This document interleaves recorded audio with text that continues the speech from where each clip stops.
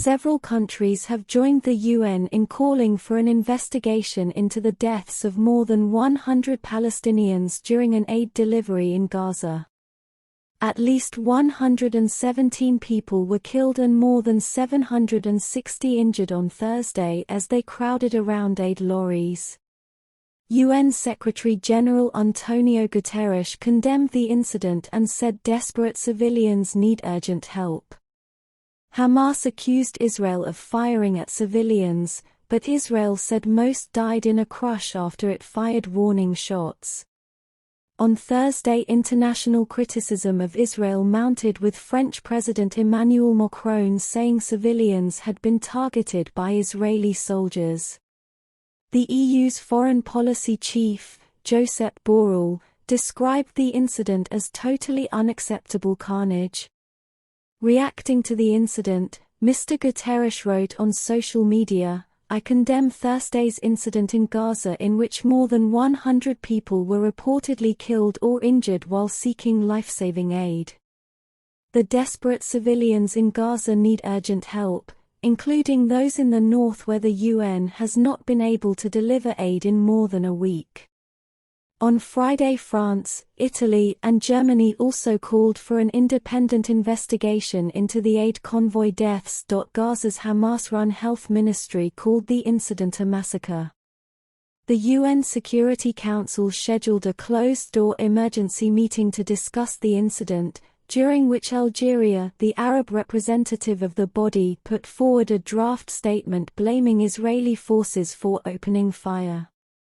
While 14 of the Council's 15 members supported the motion, the US blocked it, according to AP news agency, citing the Palestinian UN ambassador Riyad Mansour, who spoke to reporters afterwards. US envoy Robert Wood said the facts of the incident remained unclear. More than 30,000 killed in Gaza, Hamas-run health ministry says. Checking Israel's claim to have killed 10,000 Hamas fighters. Thursday's incident took place shortly after 4:45, 2:45 Greenwich Mean Time, at the Nablus roundabout, on the southwestern edge of Gaza City. Ramzi Mohammed Rahan was injured in the stampede and described to BBC Arabic what he saw. He said, "We were informed that a shipment of flour would arrive through Al-Nablus Street and that there would be no shooting. We went to get flour to feed our children. We went to Nablus Street and before the trucks arrived there was gunfire. As the trucks entered, we headed towards them, and as we tried to get the first bag of flour out of the truck, they began to fire at us." Mr. Rahan said he was carried to the hospital on a cart and that his x-rays have been delayed due to a lack of electricity. Khaled Al-Tarawish was also wounded and said his surgery has also been postponed due to a lack of fuel in Al-Awada Hospital. "I went to Nablus Street to get a bag of flour," he said. "Because of the crowd I ran under the car. I went to the Order Hospital where they told me that I needed to have an operation, but because there was no diesel fuel, they told me the operation would be carried out 3 days later. All I want is to provide the hospital with diesel fuel so that I can undergo the operation and get my treatment." The convoy of 30 lorries carrying Egyptian aid was making its way north along what the Israel Defense Forces, IDF, described as a humanitarian corridor which it said its forces were securing. DF chief spokesman, Rear ADM Daniel Hagari, said civilians surrounded the convoy and people began climbing on the lorries. Some began violently pushing and even trampling other Gazans to death, looting the humanitarian supplies, he said. The unfortunate incident resulted in dozens of Gazans killed and injured. Israeli tanks, he said, cautiously tried to disperse the mob with a few warning shots but pulled back when the hundreds became thousands and things got out of hand. Another IDF spokesman, Lieutenant Col Peter Lerner, said some civilians approached a checkpoint which was about 70 meters, 230 feet, away and ignored warning shots fired by the soldiers there. He said the soldiers, fearing that some of the civilians posed a threat, then opened fire on those approaching in what he described as a limited response.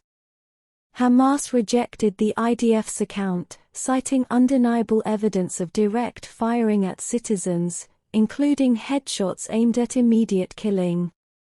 The incident came hours before Gaza's health ministry announced that more than 30,000 people, including 21,000 children and women, had been killed in Gaza since the start of the current conflict on the 7th of October. Some 7,000 were missing and 70,450 were injured, it said. Mr. Guterres added, "I am appalled by the tragic human toll of the conflict in Gaza, more than 30,000 people reportedly killed and over 70,000 injured.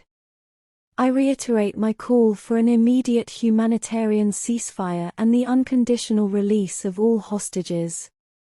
The executive director of Médecins Sans Frontières, Doctors Without Borders, in the UK, Natalie Roberts, said delivering aid to a starving population without adequate security was risking disaster. Speaking to BBC Radio 4's Today programme, she said, "We know that there have been very few aid convoys in the last weeks in the north. People have been unable to get anything to eat. We know from our own colleagues that they're having to eat animal food, that they go without food for days on end sometimes.